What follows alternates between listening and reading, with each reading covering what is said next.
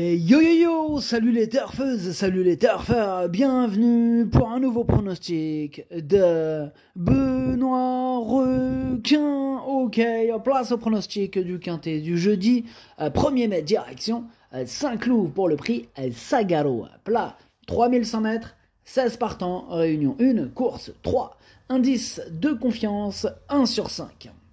Petit retour sur le quintet de ce mercredi. Dans mon pronostic, je vous ai donné le tiercé en 5 chevaux. Ok, c'est parti, on commence le pronostic et on commence avec le numéro 1, Capani. On écoute Mathieu Pitard. Capani va très bien. Dernièrement, cela s'est joué de rien pour un meilleur classement. Il est resté dans un très bel état de forme et on ne le présente plus à ce niveau. Néanmoins, à cette valeur, sa marge est faible et il faut bénéficier d'un bon déroulement de course. Il demeure compétitif pour les premières places. Eh bien, ce numéro, moi, il me plaît bien. Je l'ai gardé dans mon prono. Attention à lui, et je l'ai mis 6ème. On passe au numéro 2, Tic Tac. Ce numéro 2, pour ma part, je ne l'ai pas retenu, mais il est à l'arrière de ma petite liste des possibles troubles faits. On enchaîne avec le numéro 3, Moradi. On écoute Joachim Brandt. Moradi s'est très bien défendu sur 3000 mètres à Fontainebleau, dans un quintet la dernière fois. Sur ce créneau, il a trouvé son sport. Certes, il préférait un terrain un peu plus souple, mais en bon terrain, il s'est très bien comporté, étant battu de très peu en dernier lieu. Le cheval possède une bonne chance, tous les feux sont au vert. Tous les feux sont au vert, tant mieux, puisqu'il me plaît beaucoup ce numéro 3, moi je l'ai mis 5ème, il peut faire mal. On passe au numéro 4, Super Alex, et on n'aura pas les commentaires de l'entraîneur, c'est Arthur Péon, il est parti pêcher avec Alain Couetil et Captain Yann Barbeau, bref, amusez-vous bien. Ce numéro 4, c'est tout simplement lui mon préféré, c'est lui que j'ai décidé d'installer en tête. On passe au numéro 5, Sunfast. Ce numéro 5, lui par contre, je l'ai pas retenu, mais il est en plein milieu de ma petite liste des possibles troubles faits. On enchaîne avec le numéro 6, Spinello, on écoute Mario Baratti. Bonjour Mario. Si, ciao. Spinello fait toutes ses courses, il vient de s'imposer malgré les 4 livres de pénalité. Je pense qu'il peut encore se montrer compétitif pour les places. Pour le succès, cela me semble plus compliqué, d'autant qu'il ne trouvera pas les terrains très souples qu'il affectionne. Maintenant, même si la piste est rapide, il peut terminer dans la bonne combinaison.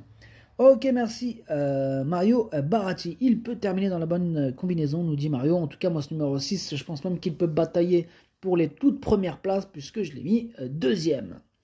On passe au numéro 7, Roudoudou. Ce numéro 7, moi, je ne l'ai pas retenu, mais c'est lui le chef et le capitaine de ma petite liste des possibles casseurs de tickets repérés. Attention. On passe au numéro 8, Guinness Star.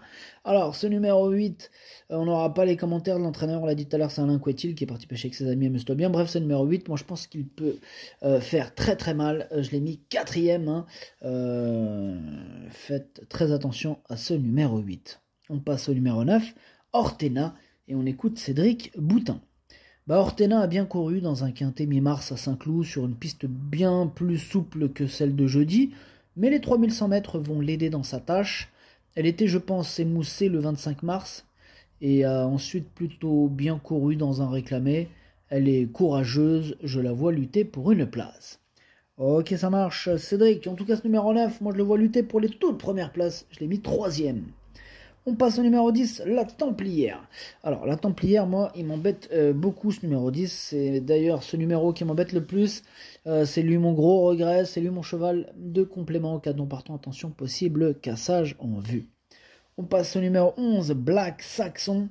Ce numéro 11, pour ma part, je ne l'ai pas retenu. J'en ai préféré d'autres. Donc, on passe au numéro 12, Lorenzo de Médicis. On écoute Adrien Foissier. Oui, Lorenzo de Médicis fait toutes ses courses. En dernier lieu, il s'est très bien défendu dans un lot similaire à celui proposé jeudi. Il aura aussi pour lui sa belle forme du moment. Avec un bon déroulement de course, j'en escompte une belle performance. Je serais déçu de le voir mal courir. Il a une belle carte à jouer. Il a une belle carte à jouer, nous dit Adrien Foissier. En tout cas, ce numéro 12, je le vois bien terminer dans le quintet, mais moi, pour ma part, je l'ai gardé en toute fin de combinaison. On passe au numéro 13, Kingdom. Ce numéro 13 m'embête, c'est un regret, c'est mon 2e cheval de complément en cas de non partant. On passe au numéro 14, Classique Précieux. Ce numéro 14, pour ma part, je ne l'ai pas retenu. On passe au numéro 15, Tourania, et on écoute Nicolas Collery. Tourania vaut mieux que ce qu'elle a montré lors de sa dernière sortie. Lors de son avant-dernière tentative sur cette piste, c'était très bien. Le cheval est toujours en forme et demeure compétitif. J'en escompte une complète réhabilitation. Pareil, j'en escompte une complète réhabilitation. Ce numéro 15, je l'ai gardé, mais en bout de combinaison. Et on termine avec le numéro 16, Barbadin, que je n'ai pas retenu, j'en ai préféré d'autres. Le pronostic, ça donne 4, 6, 9, 8, 3, As, 15, 12. Merci d'avoir suivi cette vidéo. N'hésitez pas à mettre un pouce bleu si la vidéo vous a plu. Pour accéder à tous mes tickets pour la course du Quintet, rendez-vous directement en description de la vidéo. À jouer avec modération. Bonne chance. Chopez-le-moi. Ciao.